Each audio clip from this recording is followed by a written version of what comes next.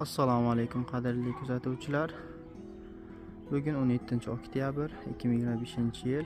Biz Samarqand viloyati Narpay tumani To'rto'g'li mahalla fuqarolik yig'inida istiqomat qiluvchi Xolmurodov Omonqul bobo xonadonidamiz. Xonadonga 20 kilovatli quyosh stansiyasi o'rnatildi va tizim to'liq ishga tushirildi.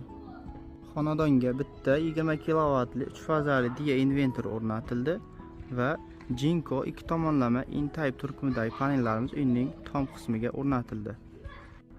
Stansiyamizning asosiy qismi bo'lgan DIS, AIS va zazilminiya himoya tizimlari to'liq standartlarga muvofiq qilindi.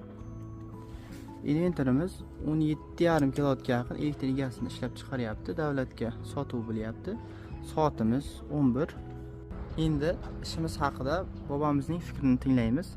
Bobo, sizga ishimiz yoqdimi? Ko'nglingizdagidek chiqdimi?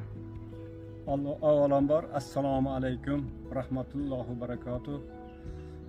Mana shu quyosh batareyachi ustolarimiz Samirjon boshliq bir gruppa ustolarimiz bizning xonadonimizga kelib quyosh batareyasi qo'yib berdi. Albatta buni qo'yishimiz